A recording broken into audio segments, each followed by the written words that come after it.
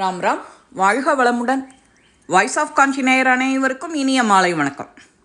இன்றைக்கி ஸ்ரீ பெரியவா அனுபவத்தில் டாக்டர் வாக்கிங் போ அப்படிங்கிறார், பெரியவாளோ பிரதட்சணங்கிறார்.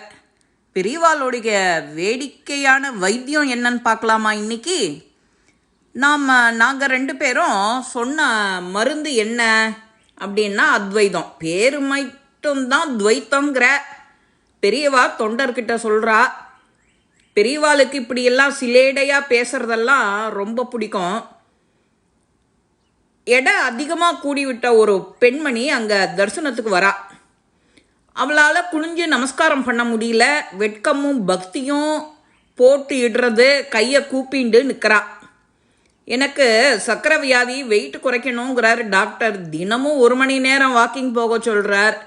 என்னால் 10 நிமிஷம் கூட நடக்க முடியலையே அப்படின்னு முறையிடுறா பெரியவா கிட்ட. கஷ்டமில்லாத ஒரு பரிகாரத்தை சொல்கிறா பெரியவா. அனுகிரகம் பண்ணணும் அப்படின்னு அவளோட மனசு ஆதங்கம் தெரியறது. டாக்டர்னாலே இப்படித்தான். மெடிக்கல் புஸ்தகத்தில் என்ன எழுதியிருக்கோ அதை ஒப்பிப்பாலே தவிர நடைமுட சாத்தியமான்னு பார்க்க மாட்டா. பெண்மணிக்கு கொஞ்சம் தைரியம் வந்தது, சந்தோஷமும் வந்தது. ஆஹா, என்ன அதிர்ஷ்டம்! பெரியவா இப்போ ரொம்ப சுலபமான வழி சொல்ல போகிறா போல இருக்கே அப்படின்னு அவளுக்கு கண்களில் ரொம்ப ஆர்வம், ஆவல். உடம்பு நோய் இல்லாமல் இருக்கணும், அது தெய்வ கிருபைக்கு வேணும். பெண்மணியோட நெஞ்சு படவடக்கிறது. பெரியவா என்ன சொல்ல போகிறாளோன்னு. உன் வீட்டு பக்கத்தில் ஏதாவது கோயில் இருக்கோ? இருக்கு இருக்கு இருக்கு பெரியவா, பெரிய சிவன் கோயில். நல்லதா போச்சு. தினமும் காலையும் மாலையும் 6 பிரதட்சணம் பண்ணு. 100 அடி தூரம் தொடப்பத்தால் கூட்டி பெருக்கி சுத்தம் பண்ண. பெண்மணி சரி அப்படின்னு ரொம்ப சந்தோஷமாக பிரசாதத்தை வாங்கிட்டு போகிறா. பெரியவாளுக்கு கைங்கரியம் செய்துட்டு இருந்த சிஷ்யருக்கோ சிரிப்பை அடக்க முடியல, தவிக்கிறார். ஏண்டாப்பா, தப்பாக சொல்லிட்டேனா?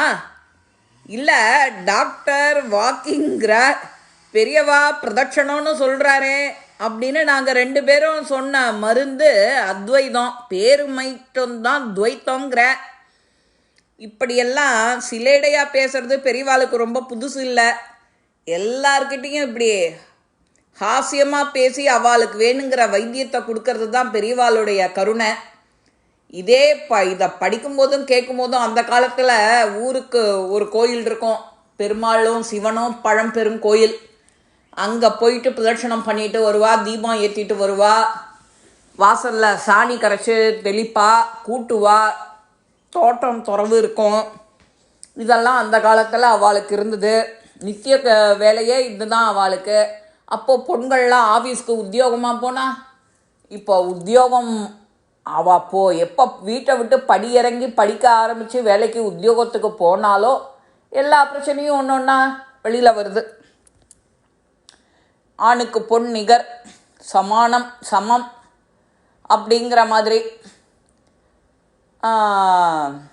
இது கலிகாலம். இதுக்கு மேலே இந்த சப்ஜெக்டை நாம் பேசக்கூடாது. அப்போது பிரதட்சணம் பண்ணுவா, தீபம் ஏற்றுவா, கோவிலுக்கு போவா, ஸ்லோகம் சொல்லுவா. இதுதான் ஒரு பெண்மணியோட கடமையாக இருக்கும். கார்த்தால இவாளெல்லாம் ஆஃபீஸ்க்கு அனுப்பி, வேலைக்கெல்லாம் அனுப்பி, குழந்தைகளை படிக்க அனுப்பினா இதுதான் வேலையாக இருக்கும்.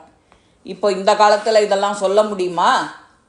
சகசரநாமம் சொல்லுவா, உட்காண்டு சொல்லுவா, ஆற்றுல கூடத்தில் 4 பேர் பெரியவாளை வச்சுட்டு சொல்லுவா, ஒரு கல்கண்டு நைவேத்தியம் பண்ணுவா. அது அந்த காலம், இது இந்த காலம். இந்த பதிவு உங்கள் எல்லாருக்குமே பிடிச்சிருக்கோம். லைக் பண்ணுங்க, ஷேர் பண்ணுங்க, பெல் பட்டனை கிளிக் பண்ணுங்க, சப்ஸ்கிரைப் பண்ணுங்க, கமெண்ட்ஸ் பாக்ஸில் கமெண்ட்ஸ் போடுங்க. ஸ்ரீ மகா பெரியவா திருவடிகளையே சரணம். நல்லதே நடக்கும். ஆனந்தமாக இருப்போம் நண்பர்களே. வாழ்க வளமுடன்.